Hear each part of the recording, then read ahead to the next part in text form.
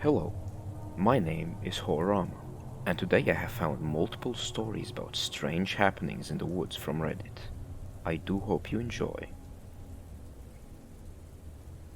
The first story has been submitted by user Baby Turns Blue.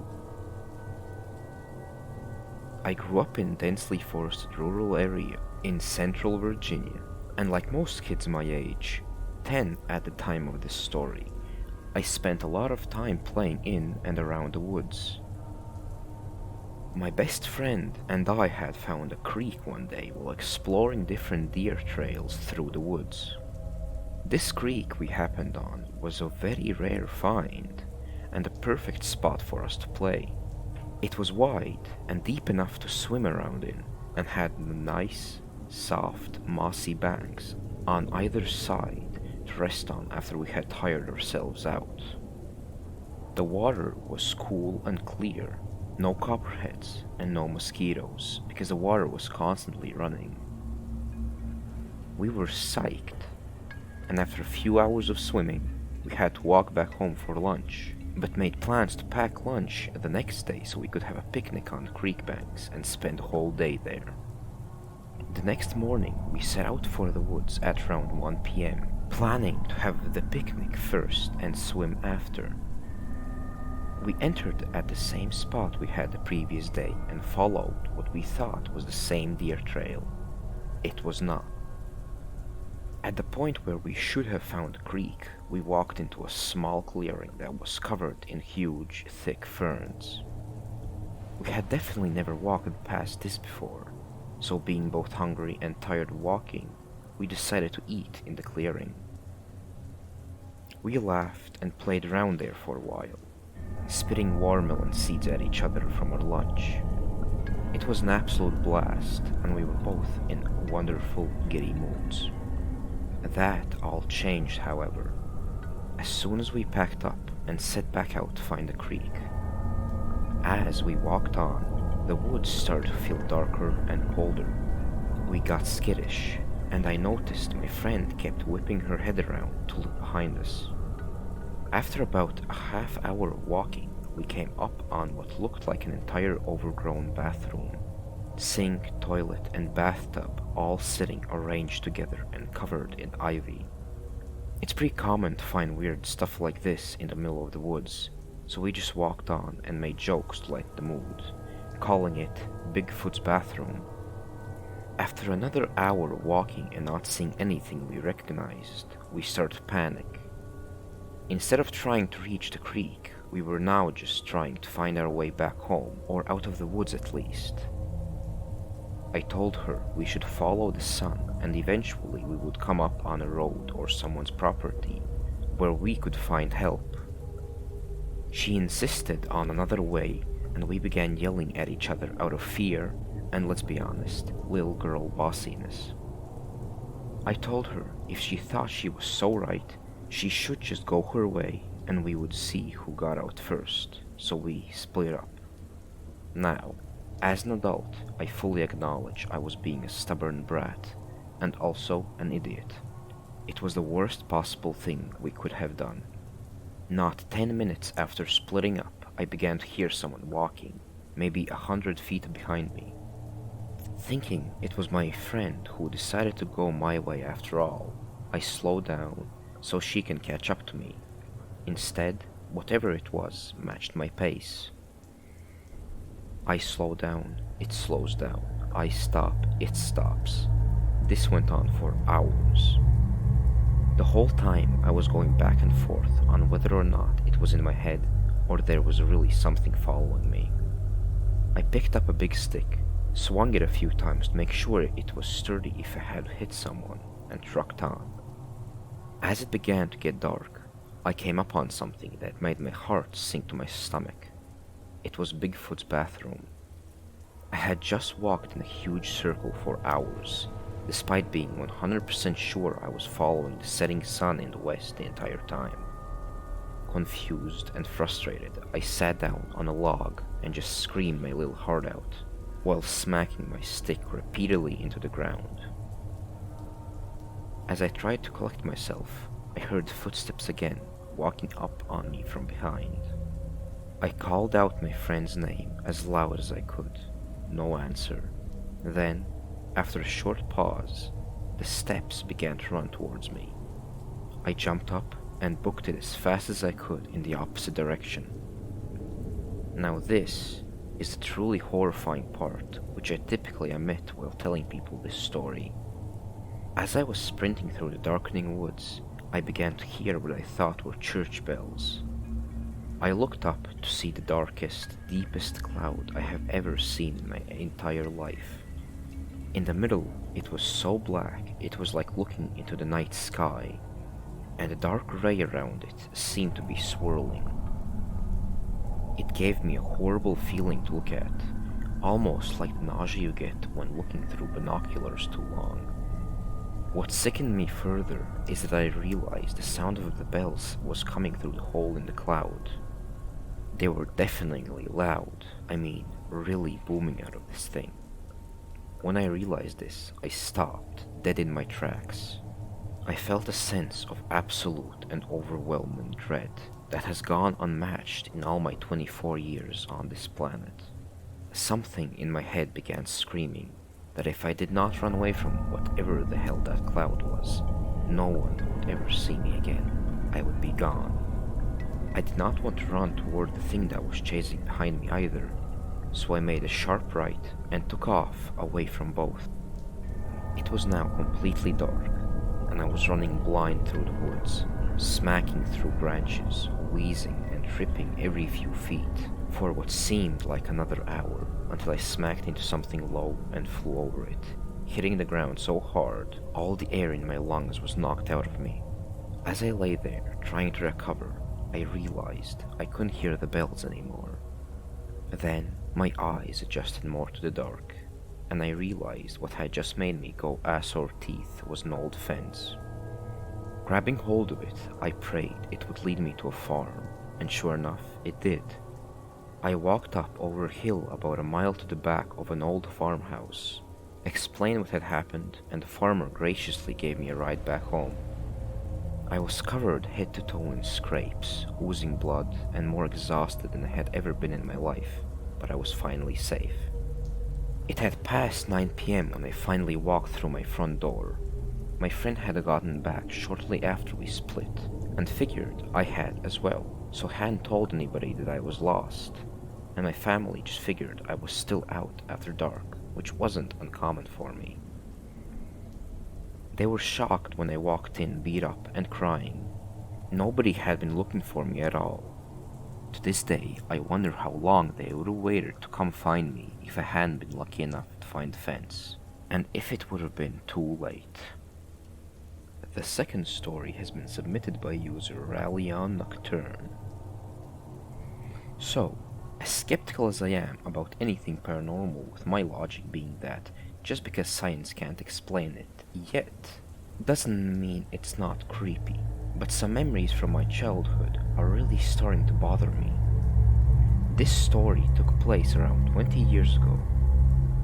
So I grew up next to let's say, a very creepy 300 to 400 acre forested area in Middle Tennessee, USA for some location context.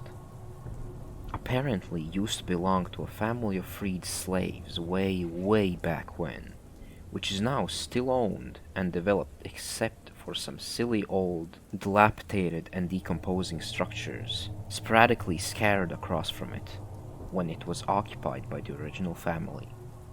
My brothers and I used to go hiking into the woods and found these places, but we stopped because, well, that part comes later. For some clarity, I mean an old farmhouse, a smokehouse, and on the border of the property line in the wooded area behind my old house was a rickety old building. Think of a little old house on the prairie, or old Amish style, and you get the picture if you aged about 150 years.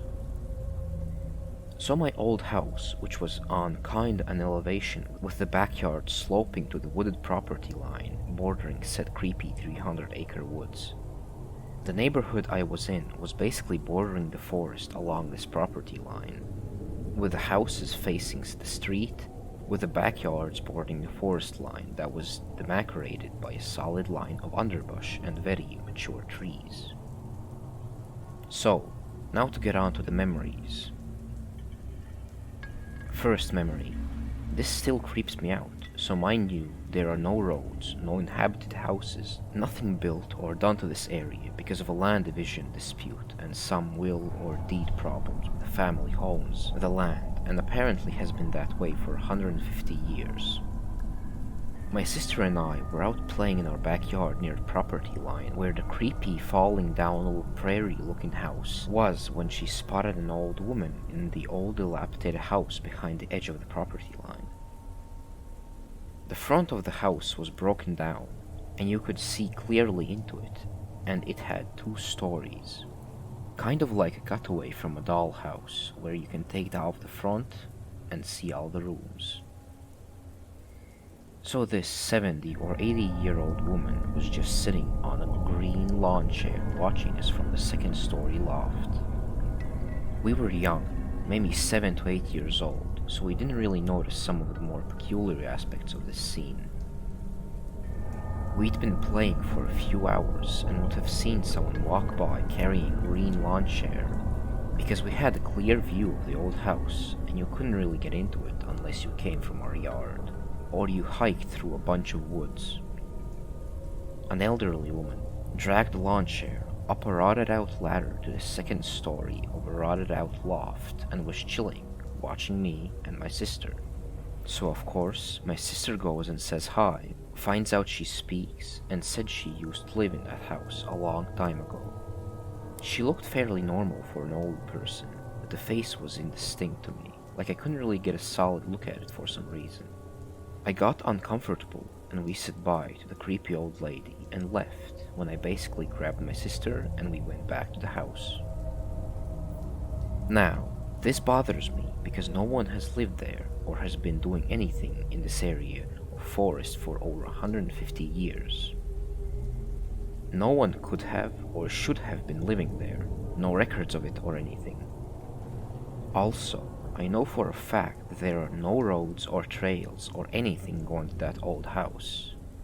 Even now, thanks Google Earth. So, how did this old woman just appear and disappear? Because, as we were walking back to the house, I glanced back at the property line about 80 yards back to the old house, and the green chair was there, but no old lady. She didn't pass us by. I didn't hear her climb down. Nothing. Clear line of sight, early afternoon, not overcast and well lit. Yet, she was just gone. I did some research from when I had to sell stuff door to door for school. Couldn't find a similar person on my street or the next, or even in the entire neighborhood. So yeah, to this day, I have no clue what happened there. Second memory of the red eyes.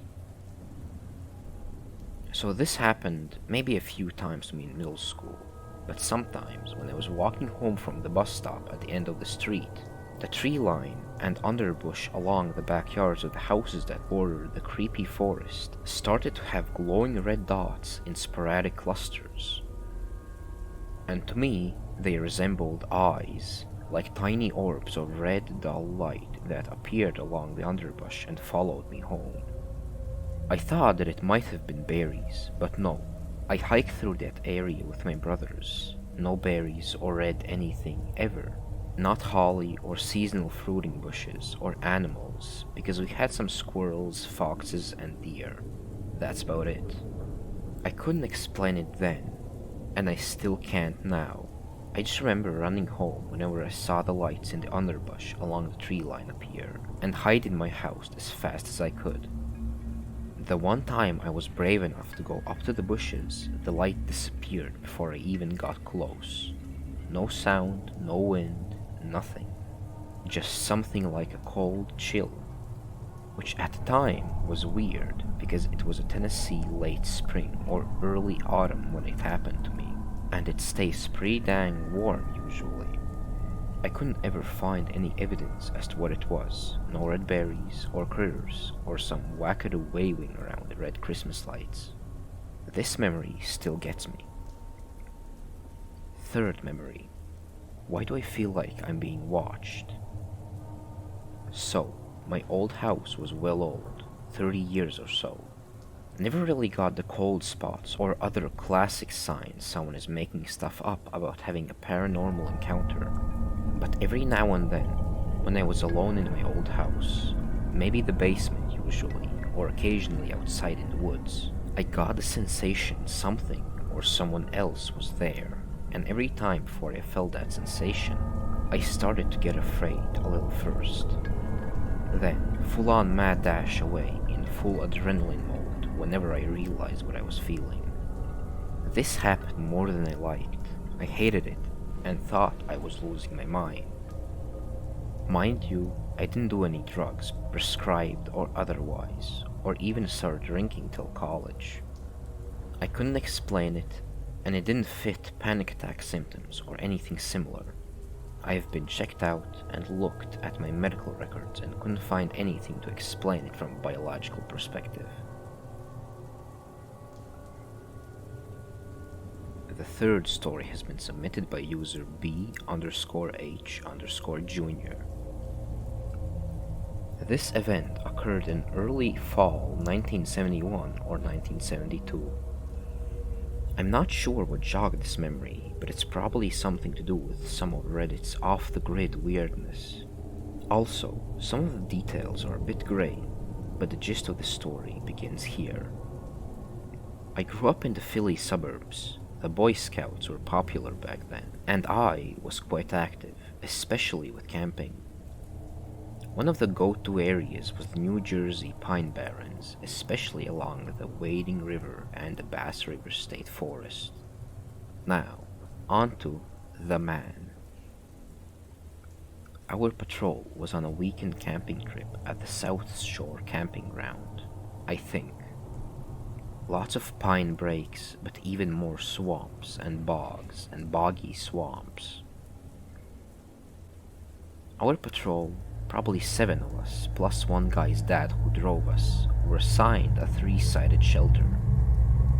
The front of the shelter opened to, well, the swamp. If you walked 11 feet from the front of the shelter, you'd be standing in ankle-deep water. And then it just got deeper and darker and boggier. We mucked about Saturday until late afternoon, made our way back to the shelter, cooked dinner, and chilled until it got dark. And it was crazy dark. No other campers around, just the light of our slowly dying fire. We began to hear a slow, splashing sound coming from the swamp, maybe 100 feet from our fire.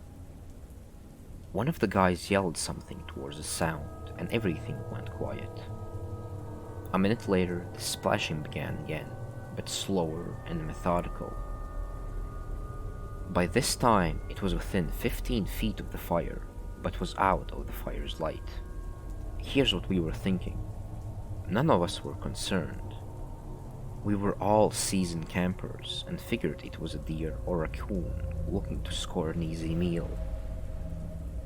Suddenly, the walking became a slow, steady sloshing. Our patrol leader jumped up, grabbed his flashlight, and pointed it towards the noise. His light hit something, and he yelled, "It's a man!" and ran to the swamp burn.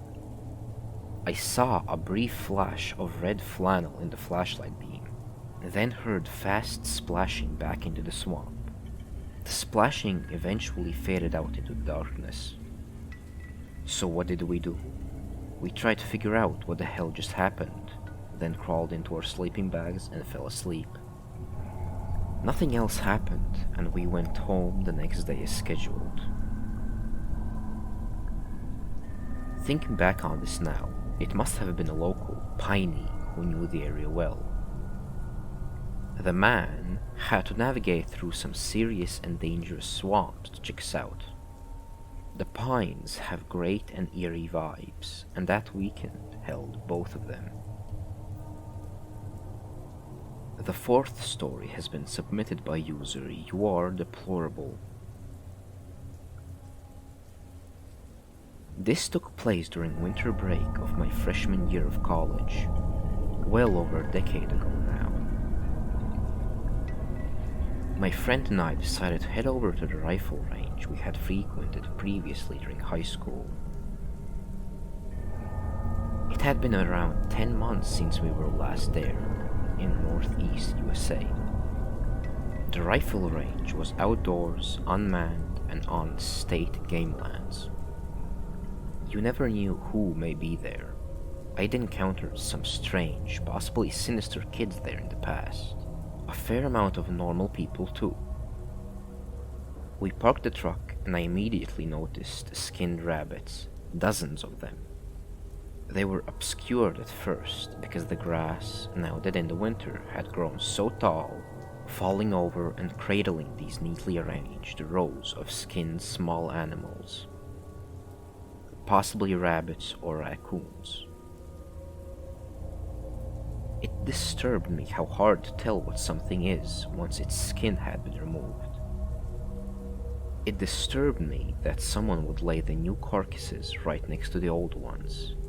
Each neat pile was in a different state of decay. Despite our better judgment, my friend and I decided to enter the rifle range. I grabbed my 2 rifle cases, like plastic guitar cases. This will come into play later. The rifle range is a large bunker cut into the taller hill. It extends 1,000 feet, and the walls on the left are 40 to 80 feet tall. There's a question mark shaped path leading around to the bunker to the gallery, where you stand or sit to shoot. I'm not sure of the proper terminology. Approaching the trail, I noticed a dead deer off to the left of the trail, then another off to the right, then another further down, in the center of the trail, decomposing, a large hole in its abdomen filled with maggots. There's another that's all maggots aside from the bones. I'd never seen anything like that before. My friend and I carry on, me in front. Once we round the corner in the gallery area, there were 2 or 3 more dead deer. Like a deflated deer balloon on the gravel, almost nothing left of them, 2-dimensional. This is when it really sets in how dilapidated the place had become. Everything was overgrown. Even looking downrange, the grass had nearly covered the whole area up 2 or 3 feet, except for a trail in the center leading toward the back of the bunker. Along this path there is 1 dead deer every 50 feet or so off the side of the trail. The number of deer carcasses I've seen now is outrageous, over 20 of them. It felt beyond belief. About 500 feet down the range, there's a pack of dogs, maybe 8 or 10, an almost ridiculous looking number, all circled around the deer, eating it.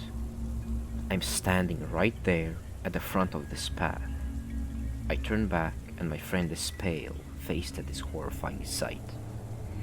Like a complete dumbass, I say, "What the hell?"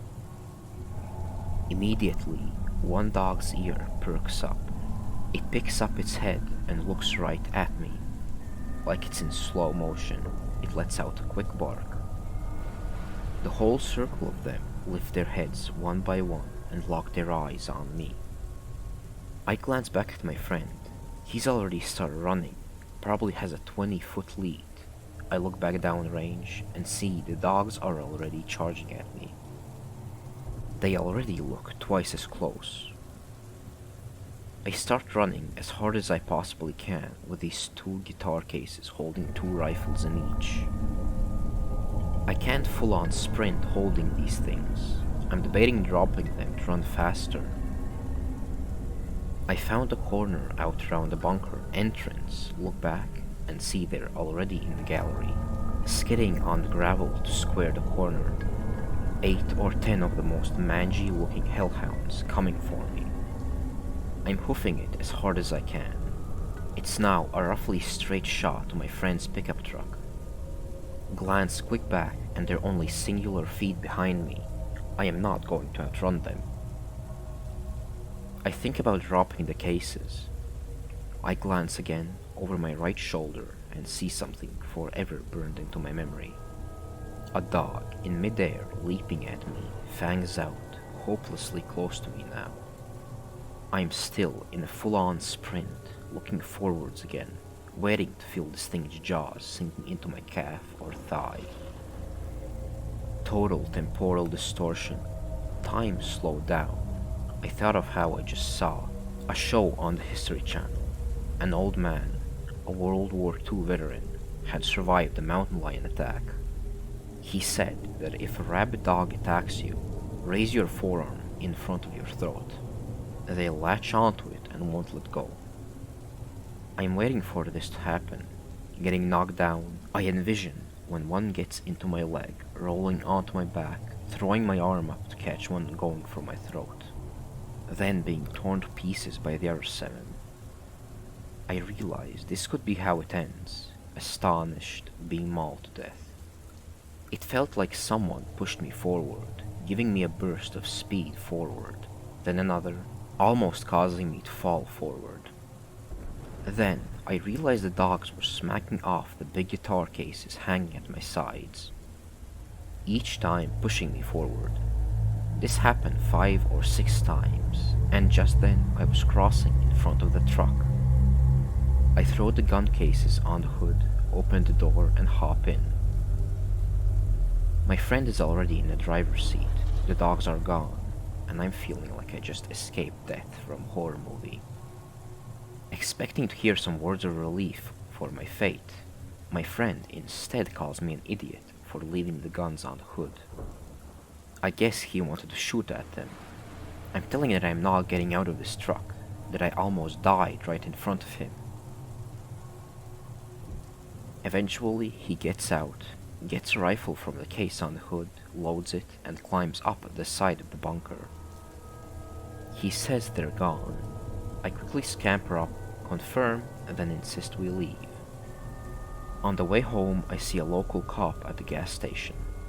I'm telling him about the range and what just happened as briefly as possible, how it's a danger, etc. He seems to get more aggravated the longer I talk, so I stop. There's an awkward silence, and he coldly says, "Yeah, it's really bad out there." From his tone and body language, I can tell this exchange is over. He goes back to his conversation with the cashier. I just turn around and leave without saying more. I still wonder what the hell I walked into. What if I had dropped those gun cases? Why was someone dumping their illegally skinned carcasses at a rifle range on state game land? What killed all those deer? The place was fairly well maintained for 2 to 3 years, and we'd been there inside the last year. Were those dogs, wolves, coyotes? Why was the cop so dismissive? That's probably the easiest one to answer though. The range is gone now. There's a natural gas oil well there. I don't really know where to post this. I've been sitting on this for a long time, so I figured I'd try it here. The 5th story has been submitted by user Aaron_0_8. I'm not the type of person to believe this kind of stuff, especially because I'm not superstitious at all. But these 2 encounters made me doubt of whatever is going on in this farm.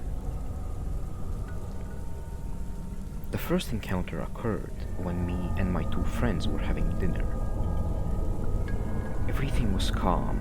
We were eating outside, since this is a relatively big space.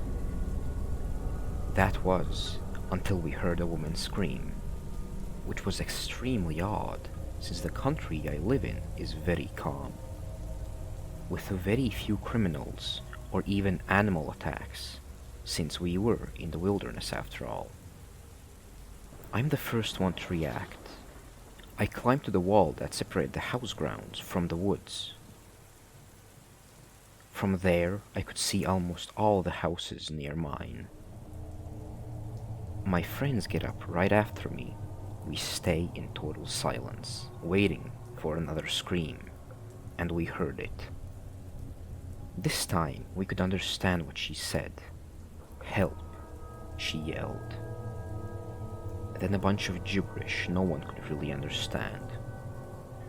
One of my friends quickly grabs the phone to call the police, as we assume it could be domestic violence or robbery.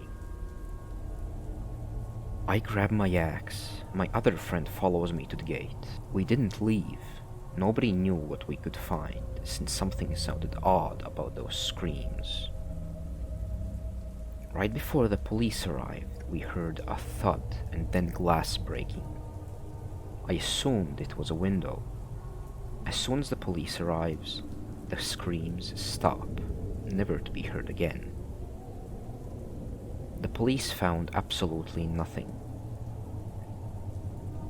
Later that night, me and my friends stayed up, chatting about what had happened.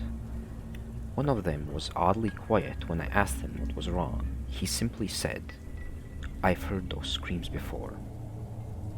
Apparently, he had heard that woman scream a couple of times while he was walking his dog. Next day, we get up and decide to go check the house the screams were coming from, but there was one thing weird about it when we arrived at the place. There was no house. It was just forest, with nothing more than big trees and bushes. We went back home and decided to forget what happened, since we wanted to have a good time, and we didn't want to be preoccupied thinking about whatever kind of things might be screaming out there. No one would relate this encounter with a skinwalker. Obviously, I didn't either at first. But when it happened twice, I started connecting everything. Second encounter happened when my cousins were over. Similar to the previous night, we were having a good, peaceful dinner. That's when me and my cousin decided to go for a little walk in the garden we had. The garden was right next to a huge forest, only separated by a small stone wall. We were just talking and laughing when I started to hear a man talking. Not in a normal voice. It sounded like there was something in his throat that produced a strange kind of frequency. Again, I went to grab my axe, and my cousin called his sister. We got ourselves near the wall to hear what he was saying. Like the first encounter, we could only understand gibberish coming from him, and he wouldn't stop talking, not even taking breaks to catch his breath. After a while of listening to it, we realized we couldn't do anything about it, so we left to finish our dinner.